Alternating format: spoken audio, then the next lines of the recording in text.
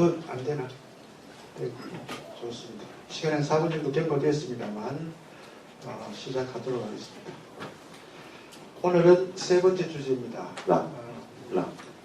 솔솔. 주제는 형이상학으로서의 논리학인데 해겔 전체의 철학의 얼굴이라고 할 수 있는 논리학 주제를 다룹니다. 사실 논리학이라고 이렇게 표현하지만 궁극적으로 형이상학입니다. 해겔에서. 또 철학에서 얘기할 때 가장 대표적인 학문 영역으로 이렇게 대변된 서양 철학사에서 형이상학인데 아마 해겔이 이 형이상학을 이해하는 방식이 기존에 자기 선대와는 조금 다른 방식이었던 것 같아요. 그것을 이제 아마 처음에 의도했던 것은 형이상학과 논리학이었는데 왜 논리학, 비신샵 대학 로직으로 나중에 정착되는가 하는 과정은 아마 나중에 발표를 통해서 얘기 될 것 같습니다만 논리학은 저희들이 뭐 자의적으로 좀 제목을 정했습니다만 형이상학으로서의 논리학입니다. 형이상학입니다. 해겔이 논리학을 통해서 형이상학을 어떻게 점쳐 짓는가 하는 것을 보게 될 것 같고요. 사실 논리학은 해겔 전체 철학의 예비학이기도 하면서 또 종결 지점이기도 하는 부분이 바로 논리학입니다. 그만큼 또 어렵고요. 그래서 사실은 칸트가 형이상학을 순수 이성 비판에서 정의를 했었죠. 그죠? 소위 말 순수 이성이라고 하는 것이 무제약자를 어떻게 인식할 것인가 하는 것을 찾아가는 시도가 바로 형이상학이다 그렇게 표현했는데 해겔이 한편으로는 그 칸트의 이 형이상학 정의를 받아들이지만 그럼에도 불구하고 칸트와는 전혀 다른 이 논리학에서 형이상학의 진면모를 보여줍니다. 그건 제가 말씀드린 그렇고요. 오늘 우리 조정학 교수님의 강연을 통해서 한번 그 작업들을 확인해 보시길 바랍니다. 오늘 강연해 주실 우리 조정학 교수님을 짧게 소개해 드리면요.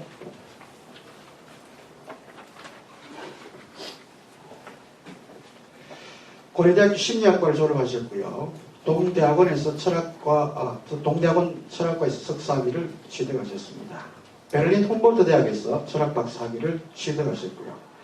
고려대 철학연구소 연구교수, 동덕여대 지식융합연구소 연구교수를 역임하시고 현재는 어디 갔습니까? 사라졌습니다. 국민대학교 교양과정부 교수로 재직하고 계십니다. 주요 논문으로는 해겔 모순 개념의 객관성과 구조, 해겔 논리학의 학에서 상해성 개념의 논리적 의미와 구조, 라이프니츠의 무구별자 동일성의 원리에 대한 칸트와 해겔의 대응, 마음과 타자, 데카르트, 칸트, 해겔의 사유 모델 비교에 다수가 있습니다. 앞으로 모시겠습니다. 큰 박수 부탁드립니다.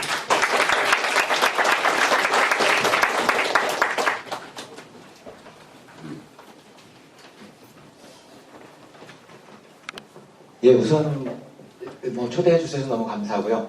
저에게 이런 자리를 제공해 준 김영대 모교 철학 콜로퀴움 팀한테 상당히 감사드립니다.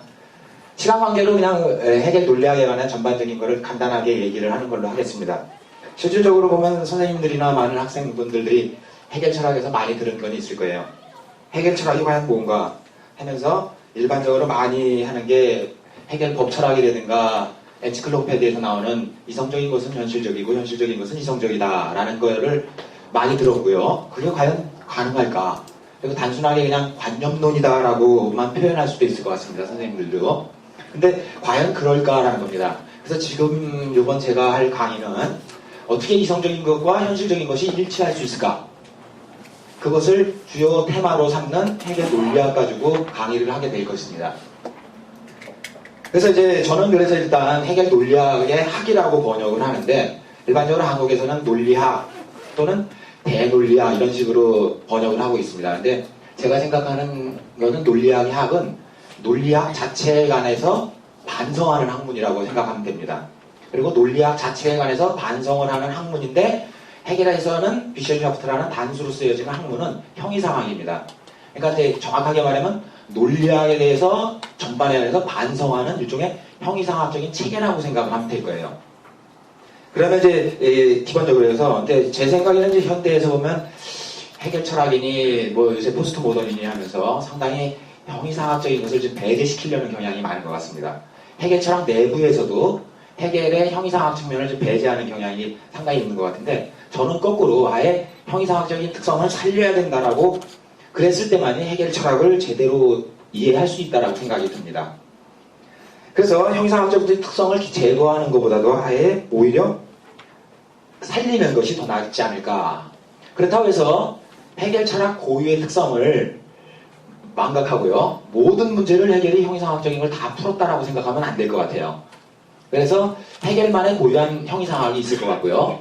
그거에 따라서 철학사의 위상에서 어떠한 형식을 갖는지 해겔 철학이 그게 하나의 관건이라고 생각합니다. 그래서 그걸 철저하게 구분해야지 무조건 뭐 해겔이 모든 걸 다 했다라고 할 수는 없을 것 같습니다.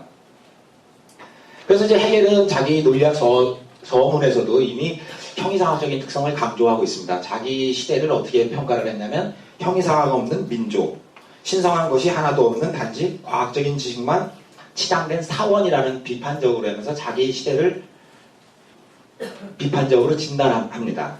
그러면서 자기는 형이상학적인 것을 되살려야 된다라는 입장을 피력하는 것 같습니다. 그러면 이제 중요한 것은 일단 아까 논리학의 학이 뭐냐 하면 논리학과 형이상학의 일치를 주장하고 있는데 그것은 해겔 논리학에서도 다양한 형태로 나오고 있습니다. 그래서 일단 예를 들면 논리적인 학문이 고유한 형이상학 또는 순수한 사변적인 철학을 형성한다. 또는 논리학은 본질적으로 사변적인 철학이다. 가장 엔시클로페디아에서 나온 건데 이제 논리학은 형이상학, 즉 사물들의 본질성들을 표현하는 것들로 간주되는 그런 사상들에서 파악된 사물들에 관한 학문. 이게 이제 논리학의 정의입니다. 형이상학의 정의입니다. 근데 아무튼 논리학은 이와 같은 형이상학과 동일하다라고 주장을 하고 있습니다. 그래서 이제 가장 기본적인 논리학을 만약에 이해를 하려면 논리학과 형이상학이 어떻게 일치하는가 그것이 가장 관건일 거라고 생각이 듭니다. 그래서 이제 그 일치태세를 어떻게 가능하게 하느냐가 해겔의 가장 관건이라고 생각하고요. 그럼 일반적으로 형이상학이다라고 하면 존재학문이라고 하죠. 그래서 일단 형이상학의 제일 일반 형이상학을 존재론이라고 하고 특수 형이상학은 신학, 우주론, 그 다음에 영혼론, 자아론이라고 하는데 일반적으로 특수 형이상학을 세 가지로 나누고요. 근데 일반적으로 형이상학은 존재론을 기본으로 합니다. 그래서 형이상학은 존재의 학문이고 반면에 논리학은 일반적으로 사유의 학문으로 간주되고 있습니다.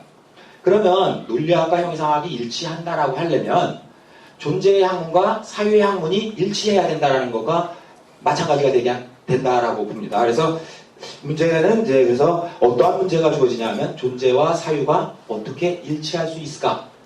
이런 문제를 하나의 해결해야 될 것 같습니다. 해겔 논리학에서. 물론 이제 해겔 자체도 자기의 과제로 삼았겠죠. 그리고 이제 또 그러면 단순히 해겔의 논리학은 아니면 해겔의 형이상학은 전통적인 학문으로 복귀하는가? 그렇진 않다라고 봅니다. 일단 전통적인 형이상학, 특히 존재론에서의 가장 핵심적인 문제는 참된 존재, 즉 실체였습니다. 그리고 이 실체와 다른 문제가 여러 가지가 나타나는데 그 중에 대표적인 개념이 운동 개념입니다. 과연 그러면 실체가 참으로 존재하는 것, 스스로 있다라는 페르세라는 단어인데 스스로 있고 자기의 존재를 위해서 다른 것에 의존하지 않는 이걸 이제 실체라는 개념인데요. 이 실체라는 개념이 일반적으로 보면 운동 개념과 항상 그래서 대립적으로만 파악되어 있습니다. 그래서 실체는 불변하는 것 이렇게만 파악하고 있다는 거죠. 근데 여러분 선생님들도 많이 알겠지만요. 변증법은 일반적으로 운동의 학문입니다. 그래서 운동을 상당히 부각시킬 수뿐이 없습니다. 근데 전통적인 실체 개념 가지고는 절대로 운동 개념이 나올 수가 없습니다. 그래서 예를 들면 이제 파르메네스의 실체 개념과 헤라클레토스의 운동 개념을 어떻게 동시에 대립적으로 파악하는 것이 아니라 어떻게 동시에 파악할 수 있을까? 예를 들면 실체, 존재가 어떻게 운동할 수 있을까라는 거죠. 그래서 이제 양자를 동시에 파악하려고 하는 것이 이제 해겔이었고요. 그래서 이제 전통적인 존재론을 이제 새롭게 근거 지으려고 합니다. 소위 말해서 이제 보통 새로운 존재론이다, 뭐 이런 식의 얘기를 하고 있습니다. 그래서 이제 해겔은 이 실체와 운동의 관계를 어떻게 파악할 것인가. 특히 더한 것은 존재가 어떻게 자기 운동을 할 수 있을까.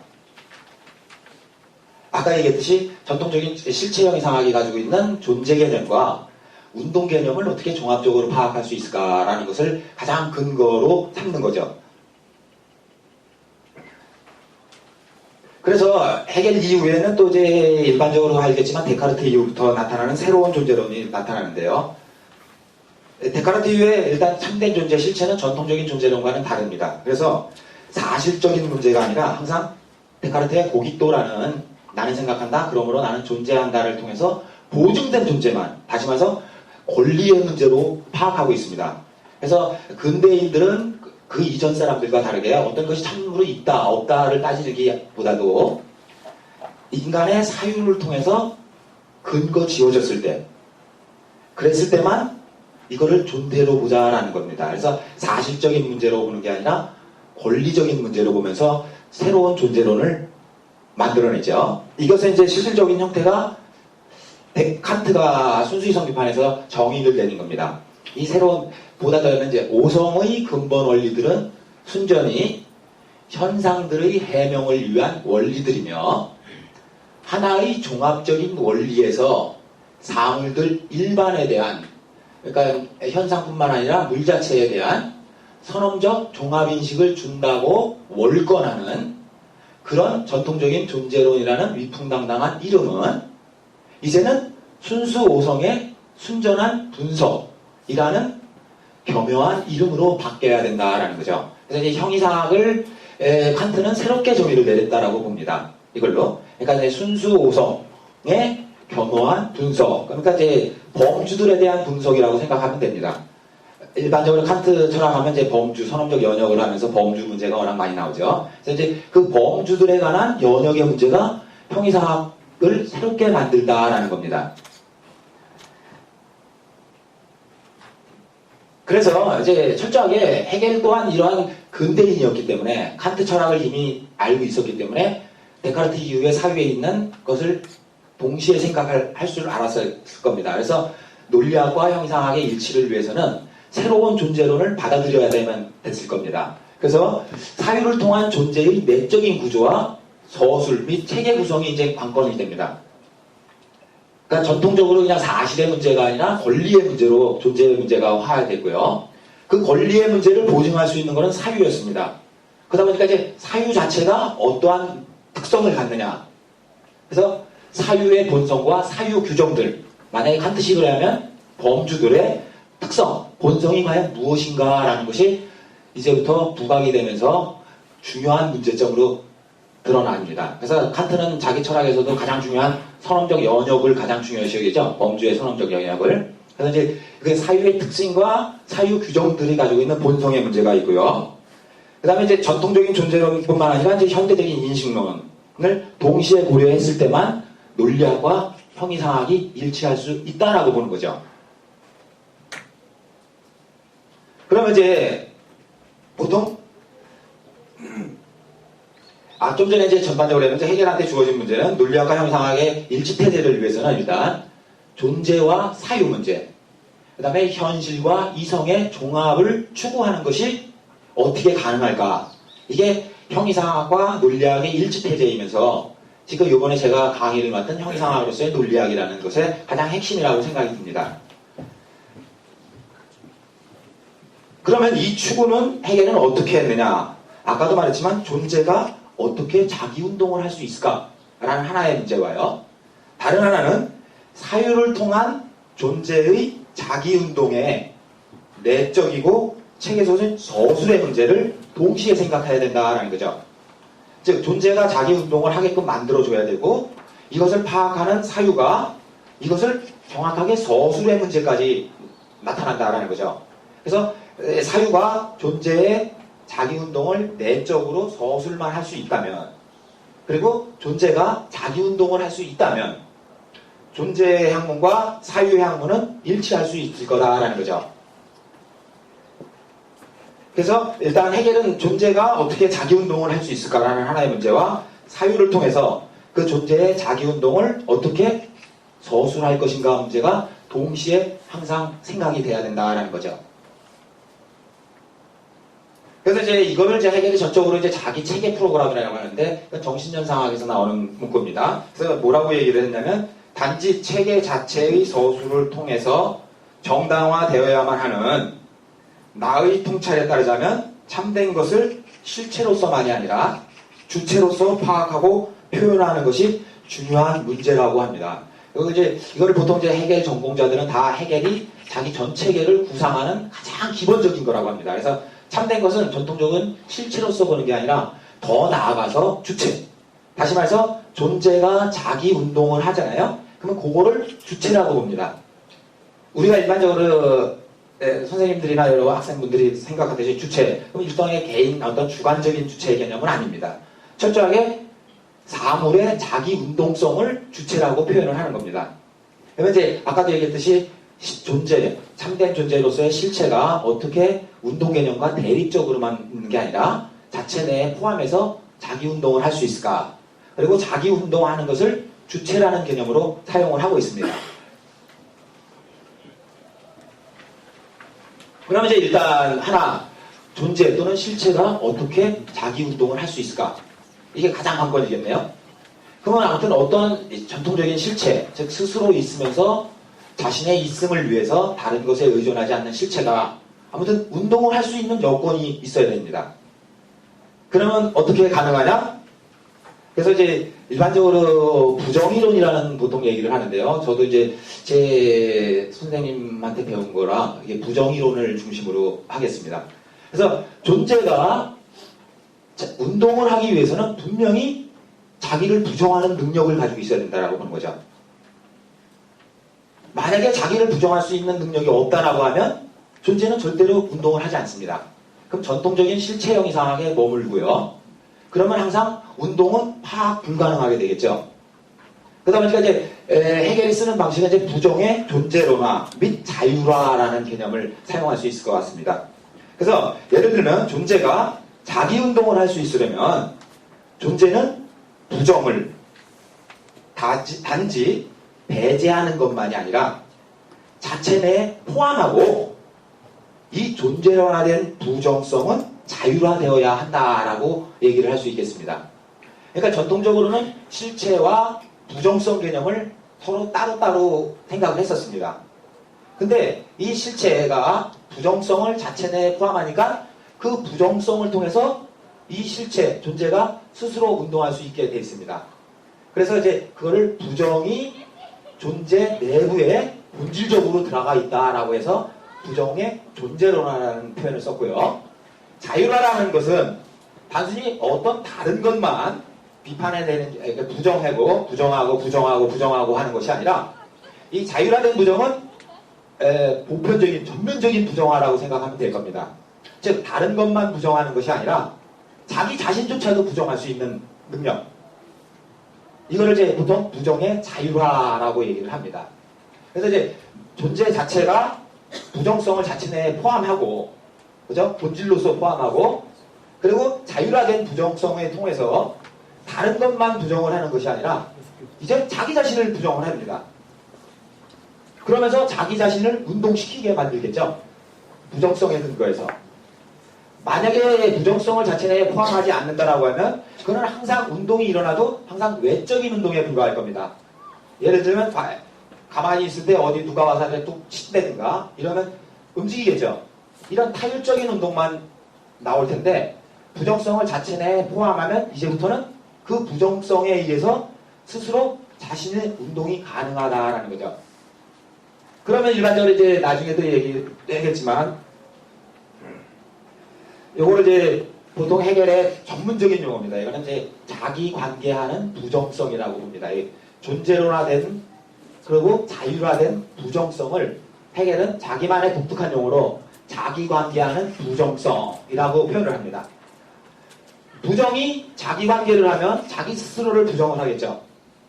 또 부정이 다른 것을 부정하면 자기 관계를 하겠죠. 그래서 자기 관계하는 부정은 자기 관계를 해서 부정이 아닌 것으로 되고, 또 마찬가지로 다른 것을 부정하면서 부정은 또한 자기 관계를 합니다. 그래서 이제 복잡한 구조를 갖는데 해겔은 또한 마찬가지로 그를 자기 자신의 타자라는 개념을 사용합니다. 자기 자신의 타자. 그럼 이제 어떤 것이 한쪽에 있겠고요.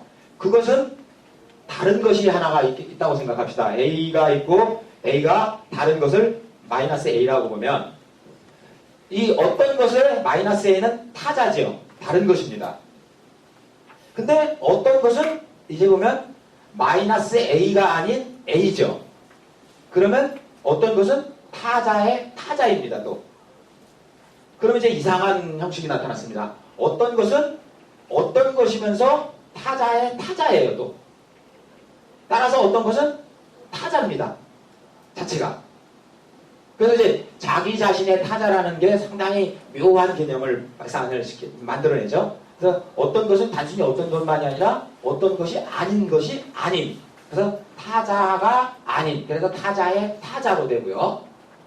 그러다 보니까 이제 자기 관계하는 부정성이나 자기 자신의 타자라는 개념은 동일한 논리적 구조를 가지고 있습니다.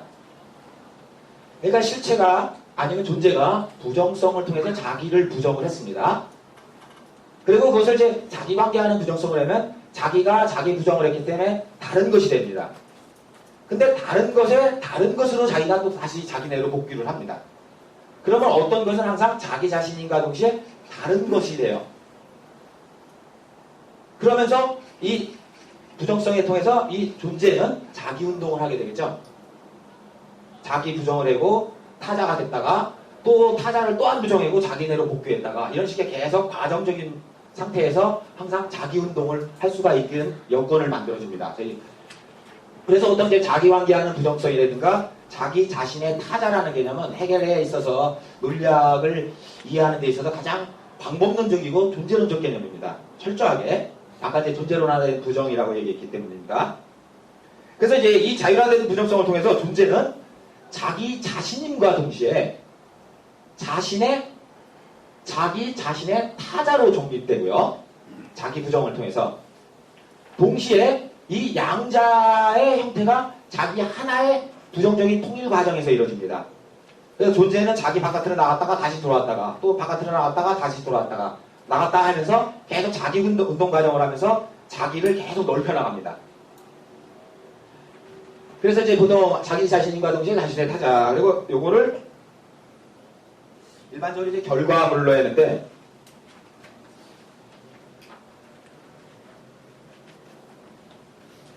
예. 그래서 일반적으로 이제 해결적인 해서는 이걸 보통 이제 그래서 이 하나의 부정적인 통일은 일반적으로 대립된 것. 다시 말하면 자기 자신과 자신의 타자라는 대립된 것이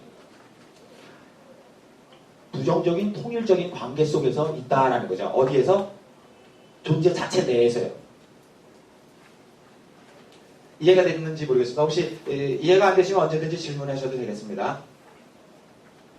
그래서 이제 해결은 이것을 보통 논리학에 가장 어렵다라는 그 제1차 존재론 제1자에서 나타나는 것은 뭐라고 했냐면 이것을 해결은 존재와 무의 근원적인 통일이라고 얘기하면서요. 존재는 무로 그리고 무는 존재로 이행하는 진행 단계입니다. 이행하는 것이 아니라 오히려 이미 이행했다라는 완료형을 사용합니다. 그래서 존재가 무로 가는 것이 아니라 아예 존재와 무는 동일하다. 그래서 이제 존재론 제1장에 보면 존재, 무, 생성이라는 개념이 바로 나타나죠. 그래서 이제 요 표현을 하고 해결이 이제 그래서 존재와 무의 근원적인 통일이 그리고 이하의 모든 논리학에서 근원적인 지평을 형성한다고 합니다. 토대를 형성한다고 해요. 그래서 만약에 논리학 이하에서 나타나는 모든 개념들은 분명히 거기에 존재 개념과 부정성 개념이 항상 동시에 겹쳐있겠죠. 모든 개념에. 그리고 이제 뭐 이거는 실질적으로 헨리라는 사람은 아예 그렇습니다. 이 존재와 무의 근원적인 통일이 아예 논리학 전체의 근원적인 토대다. 그리고 논리학 이하에서 존재, 무, 생성 이외에 나타나는 모든 범주들의 근원에 있다라고까지 합니다. 그래서 이제 지금 어떻게 자율화했느냐. 그래서 해겔이 부정의 존재론화를 시키고 부정의 자율화까지 시켜서 해겔이 궁극적으로 추구하는 것이 무엇일까라고 보면은 이 자기관계하는 부정성 또는 자기 자신의 타자라는 존재론적이고 방법론적인 핵심 사상을 통해서 해겔은 자신의 논리학에서 전통적인 실체 존재론을 역동화시킵니다. 왜? 실체 자체가 이제 자기 운동을 할 수 있는 여건을 만들어줬기 때문에요. 전통적인 존재론의 역동화를 시키는 것을 자기의 목표로 삼고요. 더 나아가서 전통적인 형이상학에 많은 제반 존재론들이 많을 겁니다. 플라톤의 존재론, 뭐 아리스토텔레스의 존재론, 뭐 등등등등의 많은 존재론이 있는데 그 존재론을 그것들의 요구에 따라서 근거짓고 통합하는 그런 존재론의 새로운 개념을 만들어낸다라고 생각을 하면 될 겁니다.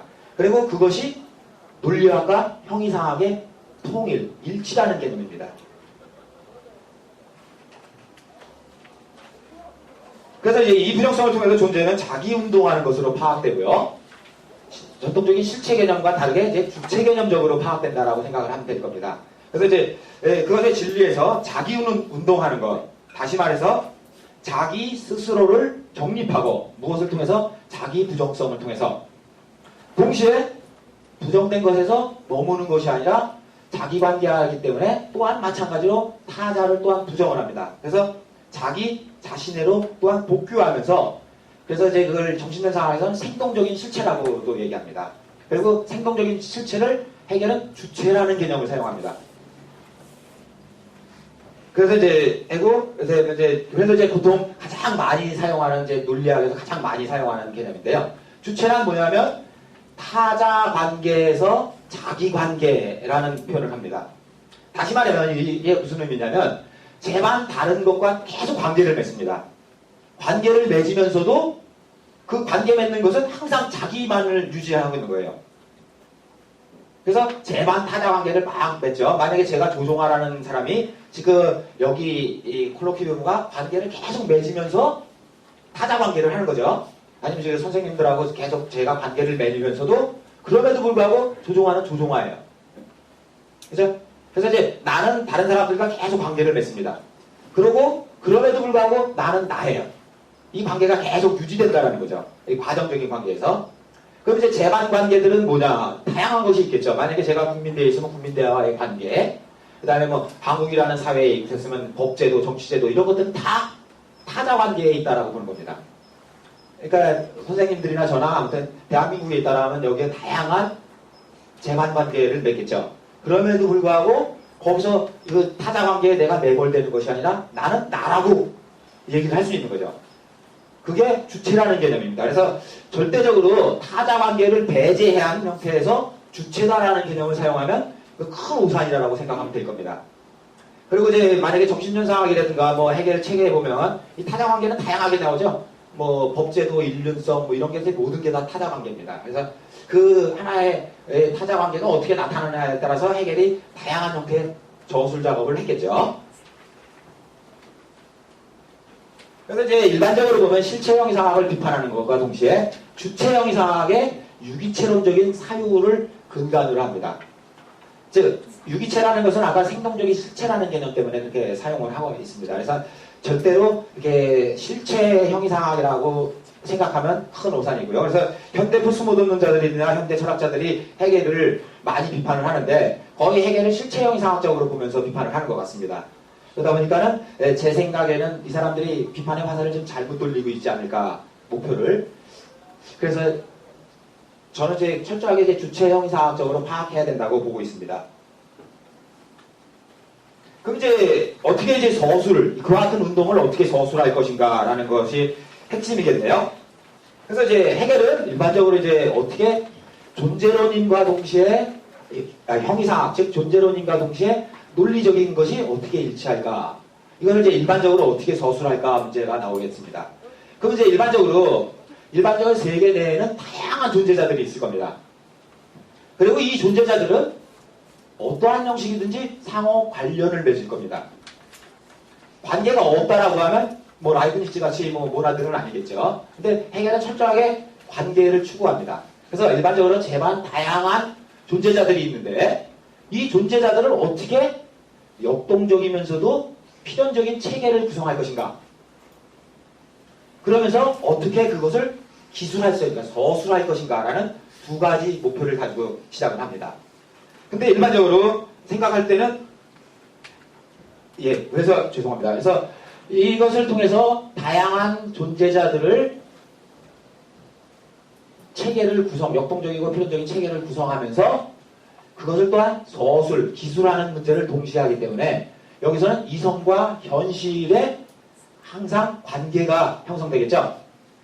이제 다양한 존재자들이 있는 것은 현실이고요.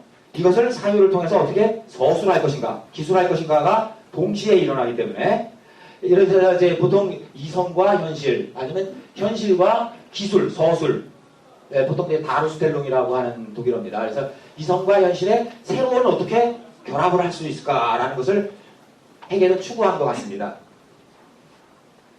그래서 이제 이를 위해서 현실 세계에 존재하는 개별적인 자립적인 개별자들과 그것들의 존재 조건들로서의 매개 연관들, 즉 관계들을 사이에 전제된 차이로부터 절대로 출발하지 않습니다.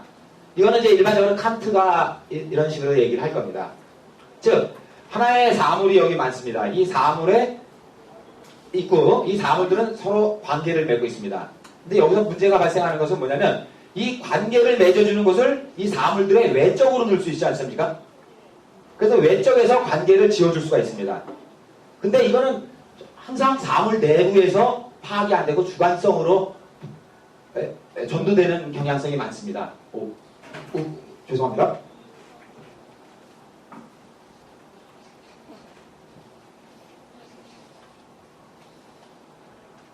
그래서 항상 일반적으로 한 게 주체와 객체라는 근대 형이상학의 주객분리라는 많은 문제에서 이것이 나타나고 있습니다. 그래서 개별적인 자립적으로 존재하는 개별자들은 대상의 현실 세계에다 놓고 이것을 상호 연관시키는 필연적인 관계체계는 머릿속에서 나오는 게 있죠. 이게 이제 일반적인 칸트 아닙니까? 범주라든가 시공간 개념, 시공간 개념의 선언적 해명을 통해서 시공간의 일종의 감성적 직관의 순수 형식으로서의 시공간 개념과 범주라는 인간이 가지고 있는 독특한 내적인 인간의 사유, 내적인 구조를 통해서 외적으로 이 개별적인 사물들을 연관을 시킵니다.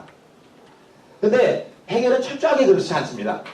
이 외적인 관계 체계가 사물들 내재해야 됩니다. 그래서 이제 문제점이 이제 다른 형태가 나오죠. 그래서 예를 들면 자립적인 개별자들과 그것들의 존재 조건으로서 매개 연관들, 즉 관계들을 상호 이렇게 전제대에서 차이를 지어서 주는 게 아니라 아예 그거 전체를 총체적으로 사고하기를 요구합니다. 그래서 예를 들면 자립적으로 밑에 썼나? 예, 안 썼네요. 그래서 자립적인 개별자들과 그 자립적인 개별자들이 내적으로 어떻게 서로 관계 맺는가를 전체적으로 서술하는 겁니다. 파악하는 겁니다. 그래서 이제 그거를 이제 해겔은 뭐라고 하냐면 총체적인 관계라고 합니다. 그러니까 개별자들이 있고 개별자들이 상호 관계를 하는데 이 관계가 개별자들의 외적인 관계로 빠지면은 다시 문제가 생깁니다. 그래서 이 관계 체계를 아예 개별자들 내부에 아예 종속시켜버리죠. 그러면서 이 전체를 총체적으로 파악하려는 게 해겔의 의도라고 생각을 하면 됩니다. 그래서 이제 해겔은 예를 들면 이제 모나드 같은 거를 다 비판을 합니다. 창의 없는 모나드는 서로 관계를 하지 않습니까? 관계를 하지 않으니까. 그래서 그런 거를 철저하게 배척을 합니다. 그래서 보통 해겔을 헨리라는 사람은 역동적인 이론론이라고 얘기합니다. 아까 존재를 역동화시켰죠. 그래서 역동적 이론론이라고 해요. 그래서 이제 요거를 일반적으로 하면 가장 대표적인 표현들을 그립니다. 상관자들과 상관관계의 전제된 차이를 얘기하는 게 아니라요. 상관자들과 상관관계들의 상관관계. 그러니까 총체적인 관계라고 보는 거죠.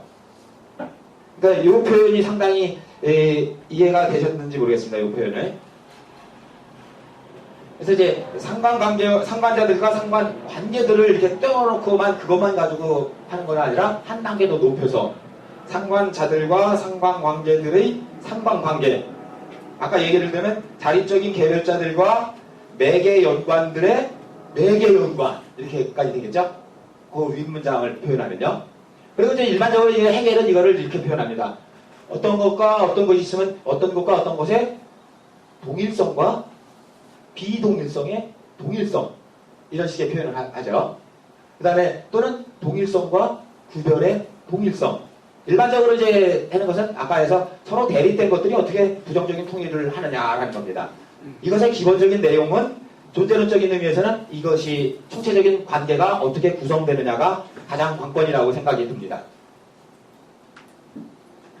물론 이제 여기서는 아까 얘기했듯이 뭐 자기관계에 대한 부정성이라든가 자기 자신의 타자라는 것이 가장 근간에 놓여 있습니다.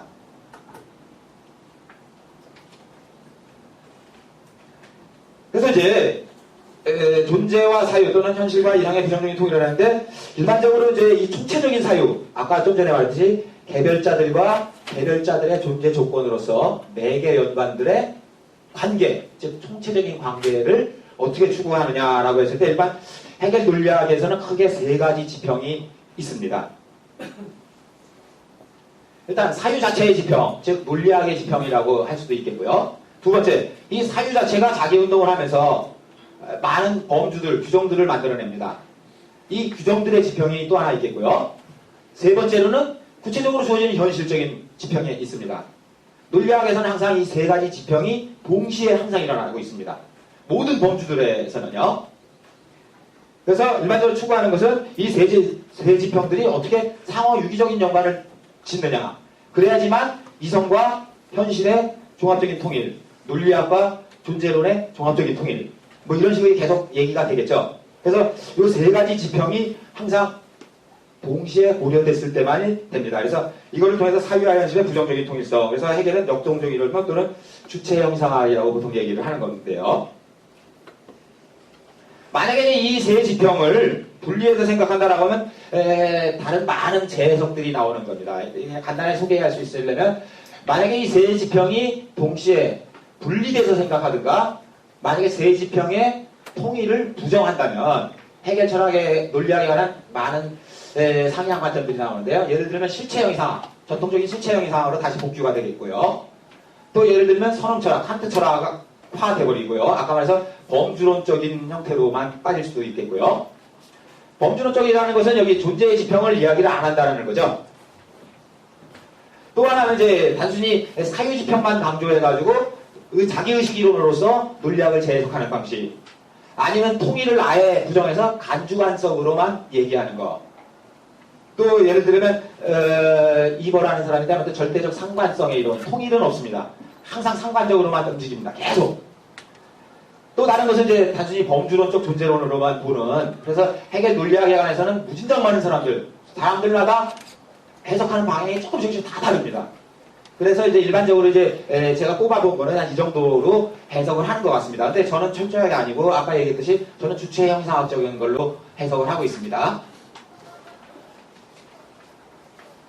그럼 이제 일반적으로 이제 해결 논리학은 객관 논리학하고 주관 논리학으로 이루어졌겠죠. 그리고 일반적으로 객관 논리학에는 존재론과 본질론으로 이루어졌고요. 주관 논리학은 개념론으로 이루어졌습니다. 근데 이 세 부분들은 일반적으로 아까 말해서 논리학의 가장 제1범주인 앞에 존재범주가 부정성을 통해서 자기운동하는 방식을 표현하는가 동시에 존재론적으로요. 다른 한편으로는 사유를 통해서 기술을, 서술을 하는 두 가지 측면으로 이루어졌다고 그랬었죠. 그것을 계속 저술해 나간다라고 생각하면 됩니다. 그래서 존재론, 본질론, 개념론, 객관 논리학이나 주관 논리학은 존재의 자기운동을 이 부정성이라든가 자기 자신의 타자라는 개념을 따라서 서술하고 있습니다. 그리고 이 운동 방식은 각각의 다릅니다. 그래서 존재론에는 해결이 위버 개인이라고 해서 이행이라는 개이고요. 예를 들면 내가 존재가 자기를 부정해서 다른 것을 댈 때 이걸 이행한다고 합니다. 그리고 또 이것이 부정을 해서 또 다른 걸로 할 때 이행. 그리고 본질론을 그 이행의 방식을 반성이라고 합니다. 그러면 이제 존재론과 본질론의 차이는 뭐냐면 존재론은 그냥 이행만 합니다. 계속. 근데 본질론에서는 반성이라는 것은 원래 개념은 유리 거울 두 개를 놓고 빛을 쏘면 왔다 갔다 계속 하지 않습니까? 그래서 이제 존재가 이제 본질론에서는 어떻게 운동을 하냐면 반성 운동을 하는데 자기를 부정해가지고 다른 데로 갑니다. 이행을 하죠. 근데 여기서 끝나면 존재론에 머물고요. 본질론으로 넘어올 수밖에 없는 이게 다시 와야 돼요. 빛을 쐈으니까 계속 반대, 왔다 갔다 해죠. 그래서 이걸 반성이라고 얘기합니다. 그래서 이제 본질론에서의 존재의 자기운동은 반성운동을 합니다. 유의할 점은 우리가 이제 일반적으로 생각하는 주관적인 반성이 절대 아닙니다. 이 반성은 철저하게 객관적인 반성입니다. 객관적인 반성이라는 것은 뭐냐면 존재의 자기운동의 유형이라고 생각하면 될 겁니다. 그래서 반성이라는 것은 계속 왔다 갔다 하는 거죠. 자기가 바깥으로 나갔다가 다시 들어오고, 바깥으로 나갔다가 다시 들어오고. 그래서 이제 타자 관계하다가 자기 관계하고, 타자 관계하다가 자기 관계. 계속적인 이런 반성 운동 과정 속에 있다라고 보면 됩니다. 그리고 본질론에서는 반성이라고 하고, 개념론에서는 그를 발전, 엔트비클룽이라는 단어를 쓰는데요. 그건 뭐냐면 그냥 왔다 갔다만 하는 것이 아니라 이게 왔다 갔다 하면서 이 공간이 더 넓어집니다. 이렇게 계속 발전을 하는 거죠. 계속. 그러니까 굳이 여기 한다면 이렇게 해야 돼. 이렇게 하면서 계속 이렇게 커지는 거죠. 원이. 그래서 이제 존재론, 본질론, 개념론은 존재의 자기운동을 저술하는 방식인데, 존재론에서는 이행의 방식을 쓰고요. 본질론에서는 반성의 방식을 쓰고요. 개념론은 발전의 방식을 쓴다고 헤겔이 엔시클로페디에서 얘기를 하고 있습니다.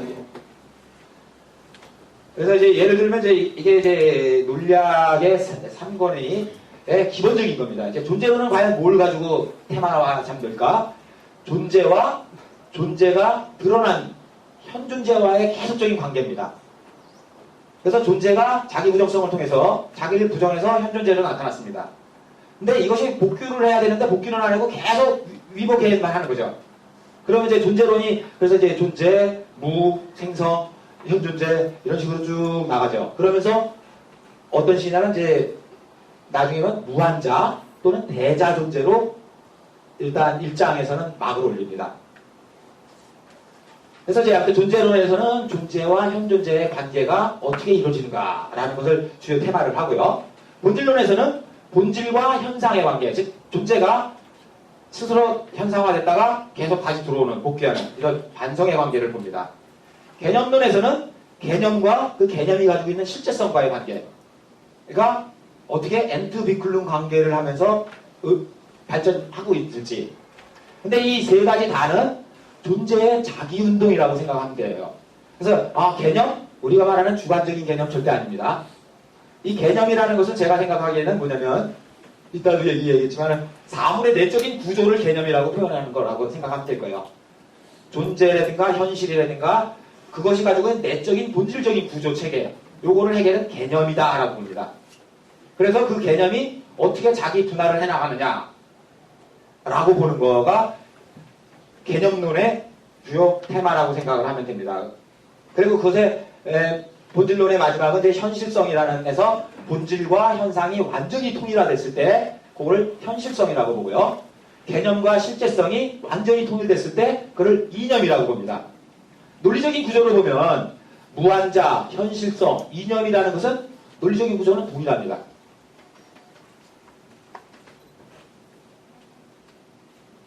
그래서 이제 이를 통해서 존재의 자기운동의 내적인 서술을 하나하나 해나가고 있겠죠. 좀 빨리 나가야 되겠네요. 유의사항인데요. 일단 객관 논리학과 주관 논리학인데 단순히 주관 객관은 우리 일반적인 의미로 얘기할 수는 없다라는 겁니다. 주관 객관, 주어, 수로 이런 관계는 아까 얘기했듯이 사유시평, 사유 규정들의 시평, 존재, 즉 현실성의 시평이 동시에 항상 일어나는 것을 얘기하고요. 이거는 맨 마지막에 개념은 사유를 통해서 파악된 대상의 본질입니다. 그래서 혹시 해겔의 개념은 우리가 일반적으로 생각하는 것과 다르고요. 그 다음에 현실 세계에 내재하는 중충적이며 역동적인 구조 체계를 개념이라고 생각하면 될 거예요. 그래서 판단이다, 우어 타일이다 라고 하면은 우어, 근원적인 분할운동이거든요. 판단이라는 독일어에 보면 그 개념이 판단으로 이행하는 거는 뭐냐면 개념이 근원적인 자기 분할을 해나가는 겁니다. 그리고 추론이 됐다. 그러면 추론은 판단들의 결합체이기 때문에 근원적인 자기 분할한 것들이 어떻게 새로 결합되는가. 그러면서 자기내로 복귀하는 것을 보여주겠죠.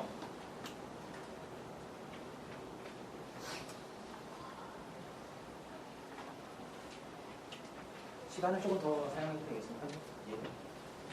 일반적으로 이제 부정에는 단순한 부정 또는 제1부정과 이중부정 또는 자기관계하는 부정성이라는 크게 세 가지가 있는데 일반적으로 해결 전공하시는 분들이나 그 이외의 사람들은 이중부정이 무조건 자기관계하는 줄 알고 있습니다. 근데 철저하게 이중부정은 자기관계 안 하는 부정이 많습니다. 만약에 마이너스 1에 마이너스를 붙이면 1에 부정을 한 거죠. 가로를 닫고 마이너스를 또 붙이면 지금 부정한 것은 마이너스 1을 부정한 거지 1을 부정한 건 아닙니다. 이해가 됐습니까? 1을 부정을 했습니다. 마이너스를 했어요. 근데 여기 가로치고 또 부정을 하면 이 부정과 이 부정은 자기관계를 하지 않습니다. 왜? 부정하는 것은 달라요. 앞에 부정은 1을 부정한 거고 두 번째 이중부정은 마이너스 1을 부정한 겁니다. 그래서 일반적으로 이중부정이 해결이 말하는 최고다라고 하는데 그거는 철저히 잘못된 겁니다. 그래서 이중부정 중에서도 많은 부분이 자기관계를 하지 않습니다. 그래서 해결의 자기관계하는 부정성은 좀 독특한 구조입니다. 그래서 예를 들면 제1부정과 제2부정을 한꺼번에 다 포괄할 수 있는 그런 부정 형태를 독특한 형태로 해서 자기관계하는 부정성이라고 얘기를 합니다. 그래서 이중부정이 변증법의 핵이다라고 하면은 그거는 철저하게 지금 잘 모르고 하는 얘기인 것 같습니다. 그래서 이제 이 자기관계하는 부정성은 이제 모순과 관련되고요. 일반적으로 이제 모순을 보통 뭐라고 해석을 하냐면은 부정되는 것이 어떤 것의 일반적인 하나의 속성이 아니라요. 자기 자신이었을 때 이것을 엄격한 모순이라고 합니다. 해겔은 본질 논리학에서 그것을 정립된 모순이라고까지 얘기합니다. 그러니까 엄격한 모순을 그냥 존재론에서는 그냥 모순 이렇게 얘기를 하는데 아예 본질론에서 모순론을 논의할 때는 아예 게제츠테 비도시프루프라고 해서 아예 정립된 모순이라고까지 했어요. 그걸 보통 이제 엄격한 모순이라고 합니다. 그리고 엄격한 모순은 철저하게 부정성 이론에 따르자면 이렇게 됩니다. 부정되는 것이 단순히 어떤 하나의 속성을 부정하는 것이 아니라 아예 자기 자신을 부정하는 겁니다. 그랬을 때 나와 나 자신과 자신이 아닌 것이 완전히 모순관계에 나타난다는 거죠. 그러면 이 모순관계가 어떻게 통일이 돼야 돼? 모순이 해소돼야 됩니다. 그러면 이 자기 자신과 완전히 자기 자신이 부정된 것이 어떻게 일치하느냐, 자기 복귀를 할 수 있느냐가 이제 가장 관건이 되겠죠. 그래서 이제 이런 측면에서 존재론에서는 이 모순 개념이 별로 안 나타나는데 본질론에서 이제 아예 그를 명확히 주제화하면서 아까 말해서 정립된 모순의 구조가 과연 뭘까라는 겁니다. 제가 했는데 논리학은 워낙 두꺼워서 모든 걸 다 할 수는 없고요. 그래서 가장 핵심적인 변증법의 가장 핵심적이라고 생각하는 모순 개념을 이제 주로 이제부터 얘기를 해드리겠습니다. 이거는 하지 않아도 될 것 같고요. 일단 일반적으로 우리가 이제 아까 말해서 논리학은 항상 세 가지 지평으로 이루어졌다고 했습니다. 그래서 일단 사유의 지평에서 사유의 활동성이 주어지면 이거에 대상이 주어질 겁니다. 그죠? 현실성에서 A라는 대상이 주어졌다고 생각합시다. 이건 존재의 차원입니다. 그러면 이것을 관계를 할 때 이 사유는 A와 관계를 할 때 그냥 관계를 하는 게 아니라 어떤 규정성을 사용할 겁니다. 만약에 그 규정성이 플러스 A 다시 마이너스 A 다시라는 규정성을 하나에 사용을 한다라고 하면 이 사유 활동성은 현실성, 즉 존재의 A와 어떻게 관계를 하냐면 저 사유 규정들, 대립 규정들을 통해서 관계를 할 겁니다. 그래서 A가 뭐냐? 플러스 A 다시다. A가 뭐냐? 마이너스 A 다시다. 이렇게 규정을 내릴 거라는 거죠. 그런데 이제 문제는 여기서 어떤 식의 관계가 나타나냐? 어떤 식의 문제점이 계속 관계 문제가 나타나냐면 첫째, 이것과 이것은 대립되죠. 서로 관계가 하지 않습니다. 완전히 다릅니다. 플러스 A 다시와 마이너스 A 다시는 완전히 다릅니다. 서로 또한 두 번째, 활동성과 현실성은 또한 동일한 것이 아니라 대립관계에 있습니다. 또 이 활동성과 대립 규정들하고도 또 대립관계가 나타납니다. 이게 이제 해결 모순 개념이 어려운 이유가 이 모든 관계를 다 분석을 해야 된다는 겁니다. 그래야지만 사유지평과 존재지평이 일치하고 이성과 현실성이 일치하고 논리학과 형이상학이 일치할 수가 있습니다. 그런데 이제 아까 얘기했듯이 A라는 것은 존재의 지평에 있는 것은 부정성을 자기 내에 가지고 있습니다. 그래서 자기 운동을 하겠죠. 그러면 이제 요걸 이제 보통 현상이라고 하면 이제 가장 먼저 분석돼야 될 것은 플러스 A-와 마이너스 A-가 어떻게 부정적인 것이 통일되느냐 이 과정이 서술되어야 되겠죠. 만약에 A라는 것을 존재라는 개념이고 이 A를 존재에 대한 규정으로서 존재 여기를 무 이렇게 놔두면 되겠 하나 예를 들 수 있겠죠. 그러면 일단 존재와 무가 일단 사유 규정 차원에서 어떻게 관계를 맺느냐라는 거일 때는 아까 이행하는 것이 아니라 이행됐다. 그러니까 이미 존재와 무는 부정적으로 통일되어 있습니다. 그래서 이제 보통 그러면 이제 절대값이라는 표현을 했는데 절대값 A-가 나타날 겁니다. 동일하게. 마찬가지로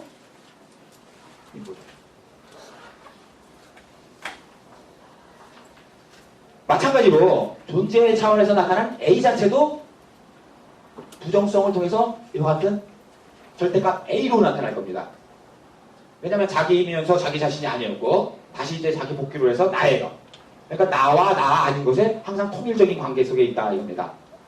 그래서 이것도 절대값 A로 나올 거예요. 그럼 이제 사유 활동성은 어떻게 규정이 되느냐? 이렇게 규정이 된다 이겁니다. 대립 규정들이 절대값 A-와 존재 규정인 현실성의 절대값 A와 역동적인 통일 관계로서 서술을 하겠죠. 그러면 이것이 이제 일반적인 드러난 앞의 현상적인 측면이 이제 본질적인 측면에서 본다라고 하면 이런 식의 측면으로 다 부정적인 관계로 통일이 된다 이겁니다. 그러면 존재 자체도 역동화되어 있고 이거를 이런 식의 방식으로 서술을 할 수 있다는 거죠. 논리학을. 그럼 이제 조고에 따라서 서술을 해나갈 수 있을 겁니다. 그래서 이제 일반적으로 사유 대상, 현실성은 일반적으로 대립물들의 부정적인 통일로, 다시 말해서 절대값 A 이런 식으로 하면서 사유와 현실의 역동적인 통일이 일어납니다. 사유의 지평과 현실성의 지평이 통일이 일어난다 이겁니다. 마찬가지로 이제 또 다른 형태로 하면 만약에 이제 A와 마이너스 A가 나타났다. 플러스 A와 존재 지평의 두 가지 대립물이 드러났다. 그럼 그것은 어떻게 우리가 설명해야 되나? 여기에서도 마찬가지입니다. 일단 플러스 A-와 마이너스 A-는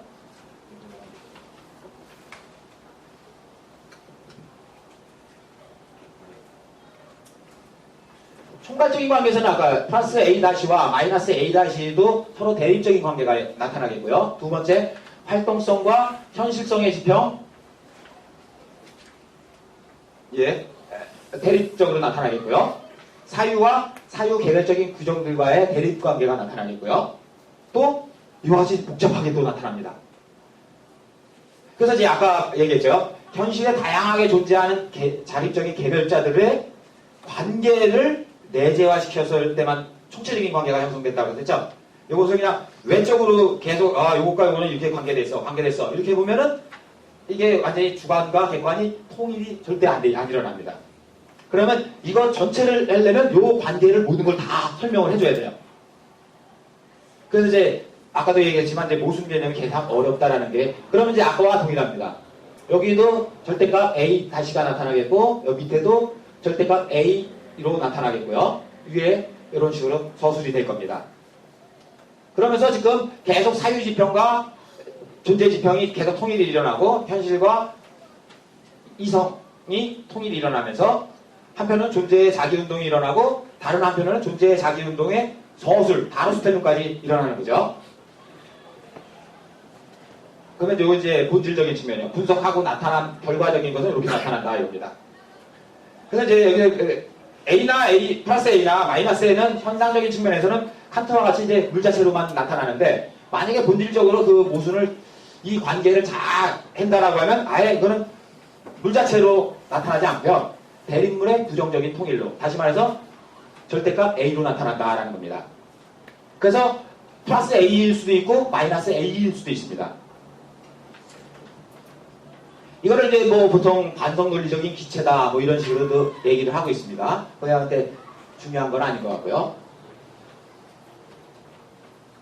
그래서 이제 아까도 얘기했지만 이제 부정성의 관계가 어디서 일어나느냐 하면 아까 그림을 유상하면 활동성으로서 사유 자체가 자기 부정성을 항상 갖고 있고요.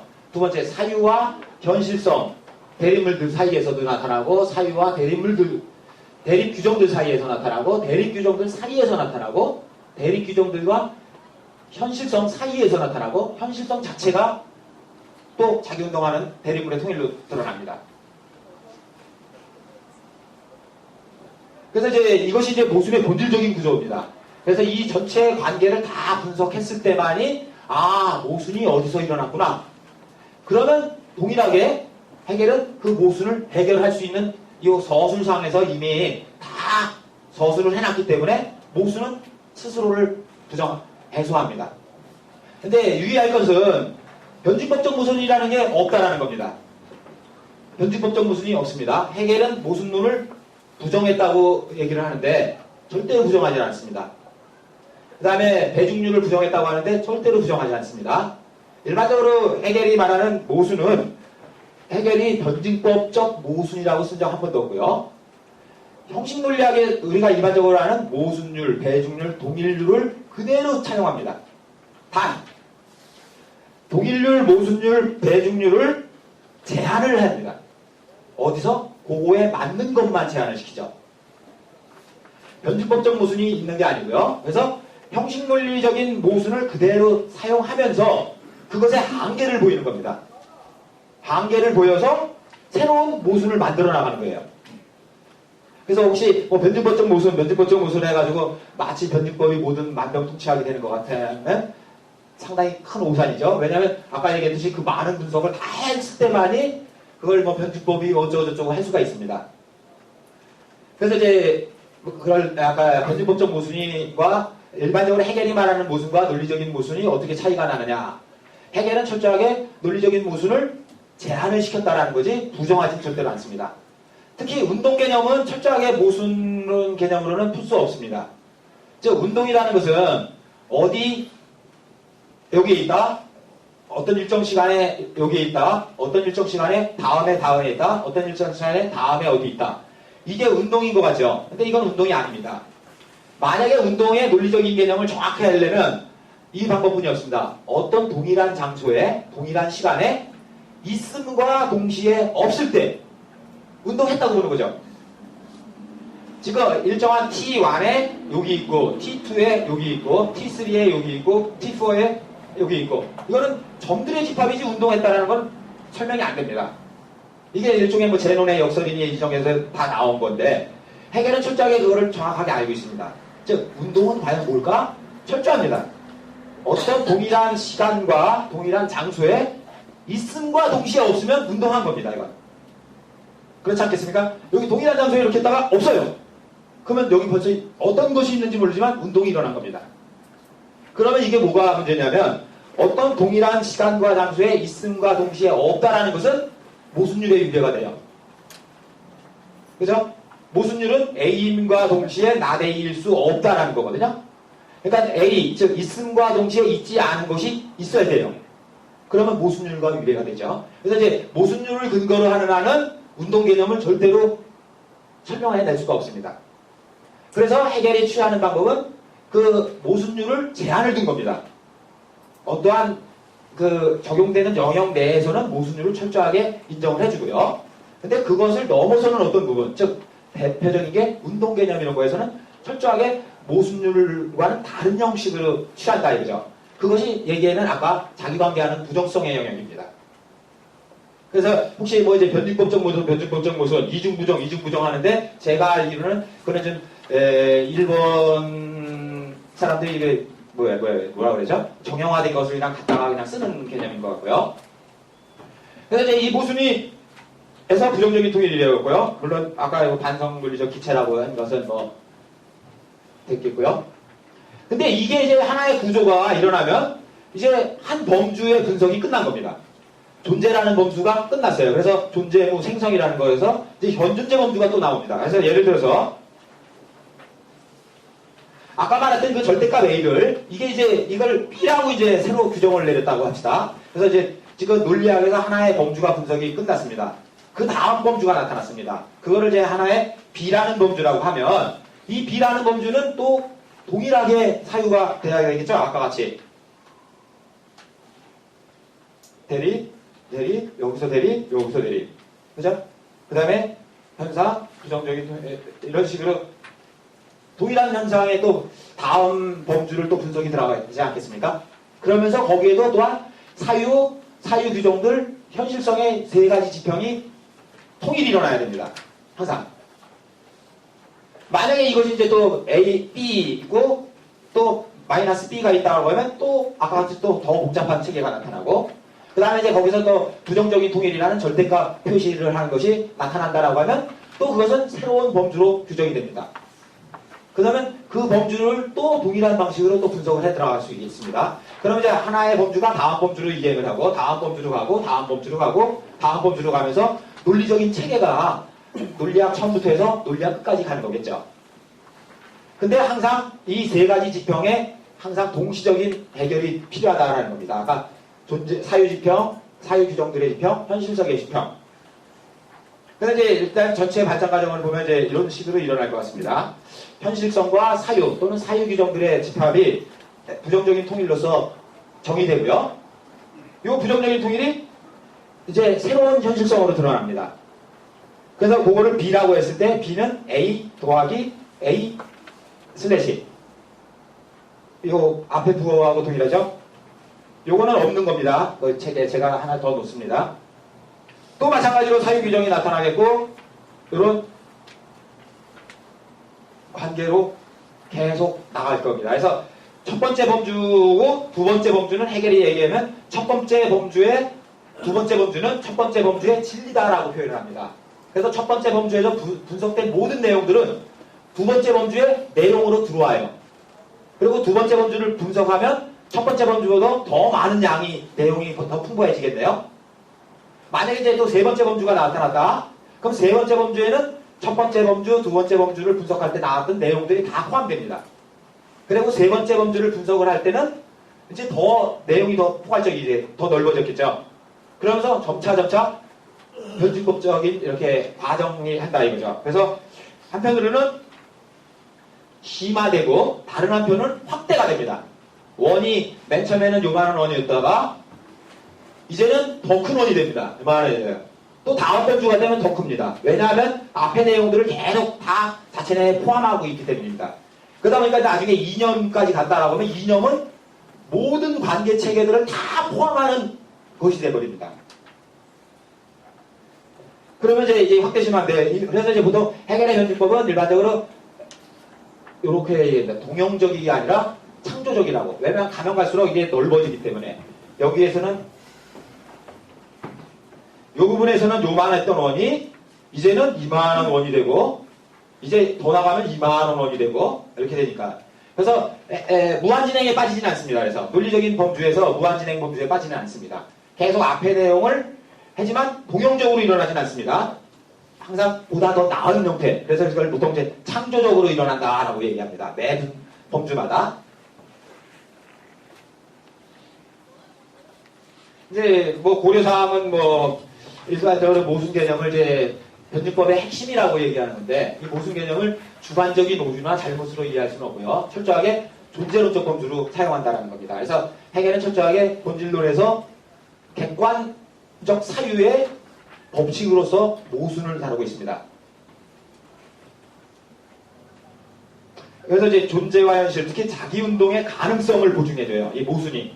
즉 자기관계하는 부정성이 모순 개념의 핵심을 이루고요. 아까 얘기했듯이 부정되는 것이 다른 어떤 것이 아니라 하나의 속성이 아니라 자기 자신일 때라는.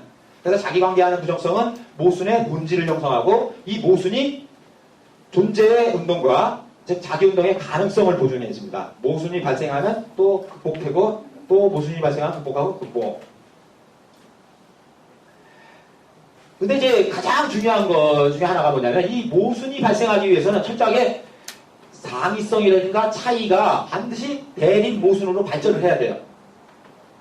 만약에 상위성 범주를 해소를 못하잖아요. 그러면 현대 포스트모던론자들이 나오는 게 있죠. 차이, 구별이라는 것을 강조시키는 거.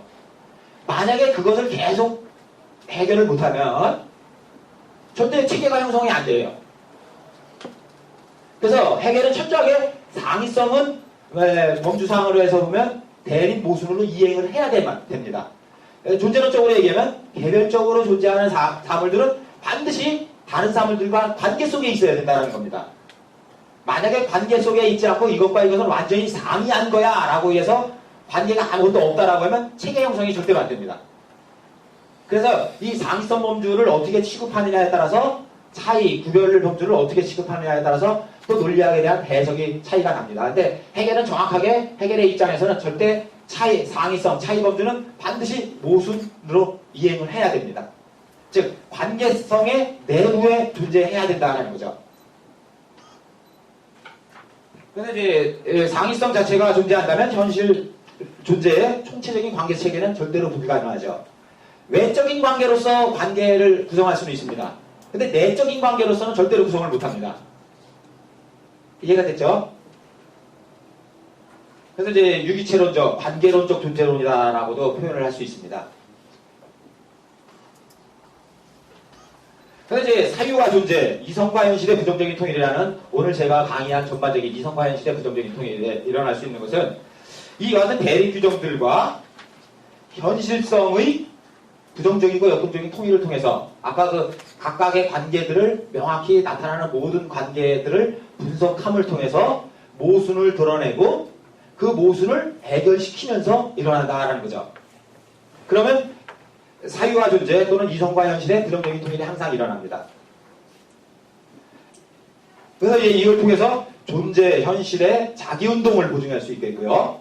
다른 한편은 사유, 이성을 통한 존재의 자기운동의 외재적인 소술이 아니라 내재적인 소술을 가능하게 만들 수 있습니다.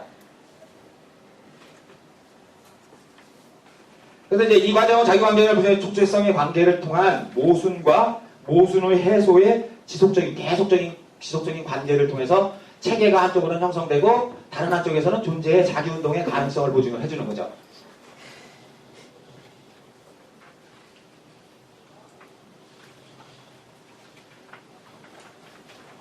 그러면 이제 와서 이제 제가 여태까지 쭉 한 거 보면 존재와 실체 또는 이것이 운동 개념과 어떻게 통일적으로 파악할 수 있을까? 두 번째, 이를 위해서는 자기관계하는 부정성이 되니까 자기 자신의 타자라는 방법론적이고 존재론적 개념을 도입한다는 거. 그 다음에 세 번째, 이를 통해서 존재론화, 부정의 존재론화와 자율화, 이를 통해서 존재의 자기운동을 가능하게 만들고요. 또 하나는 논리학의 세 지평을 형성하는 사유 규정들, 현실의 내재적인 결합, 즉 부정적인 통일을 추구할 수 있겠고요. 특히 얘기한 건 제가 계속 얘기해서 부정적인 통일이다, 부정적인 통일에서 할 때 그 형용사로 들어가는 부정적인이라는 것은 과정성을 표현한다라고 생각하면 돼요. 그래서 어떤 것이 통일이 일어났는데 이제 통일은 자기 스스로를 또 부정을 합니다. 왜? 부정성을 가지고 있기 때문에. 그래서 통일이 형성되면 통일은 바로 다시 자기를 부정합니다. 또 그래서 제가 이제 굳이 그냥 통일하지 않고 계속 부정적인 통일이라고 얘기를 하는 것은 그 이유에 있습니다. 그래서 이제 존재의 자기운동과 사유를 통한 존재의 자기운동의 내재적인 서술을 가능하게 만들고요. 그래서 이제 존재의 학문과 사유의 학문, 형이상학과 논리학의 일치를 추구할 수 있다라고 봅니다. 그래서 맨 처음에 제가 얘기했을 때 해결에서 가장 의문스럽고 본인들한테, 선생님들이나 학생분들한테 가장 많이 알 것, 어떻게 이성적인 것이 현실적이고 현실적인 것이 어떻게 이성적일 수 있을까?